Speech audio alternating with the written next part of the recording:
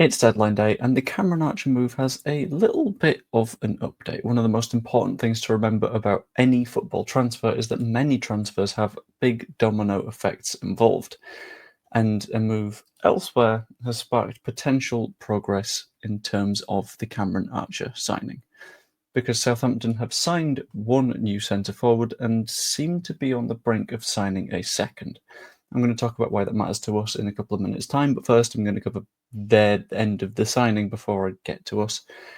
They have signed Victor Udo from Royal Antwerp. He's not an especially old or experienced player. He's 18 or 19 years old and doesn't play that much senior football, at least for Antwerp. So we'll get into that in a little bit more detail further down the line. But in addition to that, they are also heavily linked with signing Danny Ings on loan from West Ham.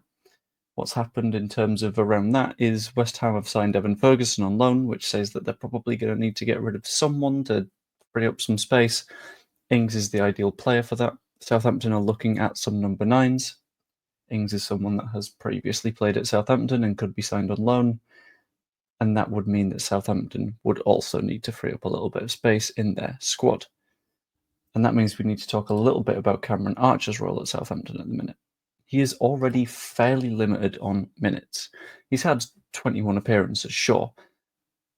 The bulk of those are off the bench. And in the time off the bench, he's not had the chance to sort of score the goals he wants, get the assists that he wants, and sort of convert the opportunity that he's got in terms of minutes into performances. And there's no way to get your momentum going if you're popping on for 15 minutes here, 20 minutes there, 10 minutes there. Maybe you can get a little bit of stoppage time. That isn't the best environment to build into the player you want to become. And if you add on to that the fact there is going to be increasing competition in the squad, given the signing of Victor Udo, given the potential re-signing of Danny Ings, it doesn't help.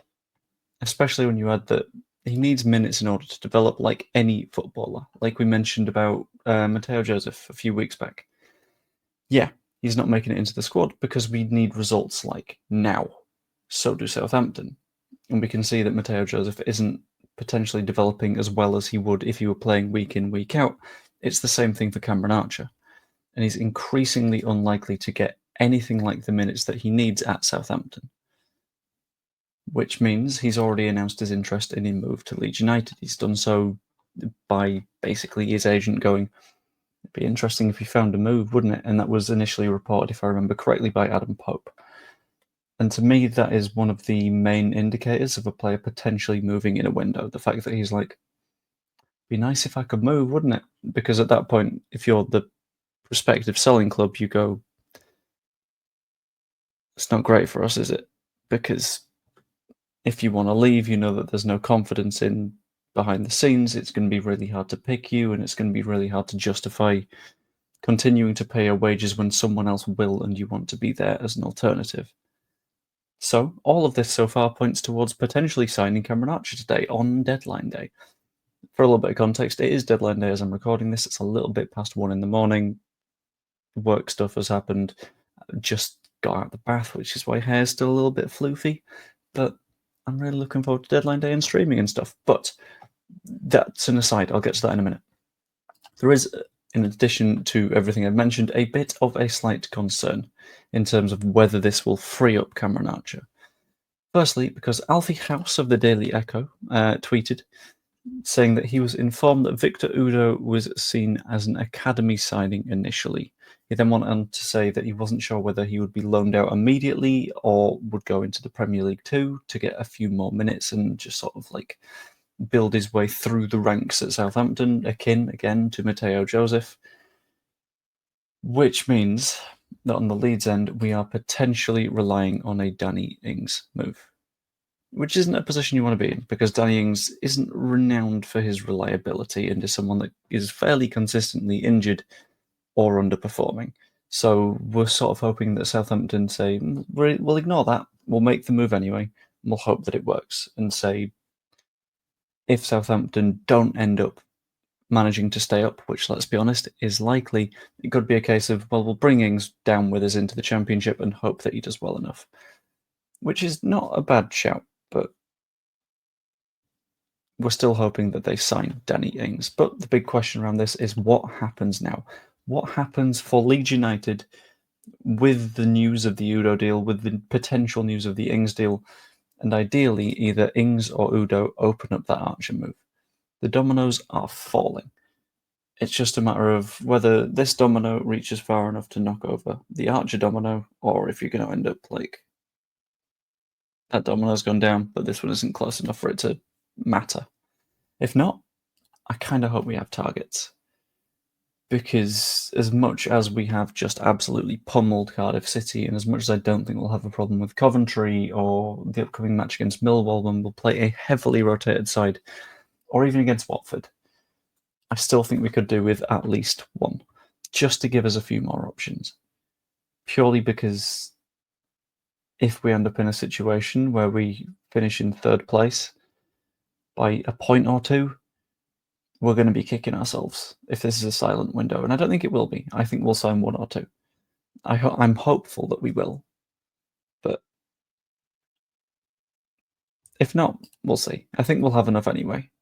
But it's really, really hard to guess.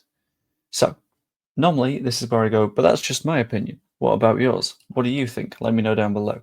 Instead, in this particular video, I'm going to tell you what the plan is for the rest of deadline day on the channel. This is going to go out at about 7 in the morning, so as people wake up, they've got something to watch. If there is any news that happens throughout the morning, I will do my best to get a video out on it in a very, very timely manner, just to keep people as updated as feasibly possible. Got a few meetings and stuff in the morning, but that shouldn't necessarily be an issue for me. Then in the afternoon, I'm going to do either one really long stream or multiple shorter streams covering various bits of news as they come out. Maybe a longer stream in which I record shorter videos. It, again, depends on work stuff. And we'll keep on going. And we'll discuss absolutely everything we can about the transfer window. And if people are doing streams themselves and they want to get people to hop on and all that kind of stuff, I will absolutely do so. That'd be a good time. But yeah, I hope to see as many of you on streams today and on videos today as possible. That would be really, really appreciated. Like the video if you enjoyed it. Subscribe if you're not yet. There is a hell of a lot to keep track of today, so subscribe to get all of that. Could even become a channel member. You get videos like this one early, but not like the ones that I'll be releasing on deadline day, because I feel it's important to get news out to people like that. Purely because it's fair to keep everyone in the loop, I think. I don't want to paywall that sort of stuff. And yeah, hope you enjoyed. I will see you later. Weirdly, I love deadline day. It's like, what if it was the most stressful day it could possibly be? But at the same time, you kind of had a good time because everything is just changing constantly. Jet washers rise up. Toodaloo.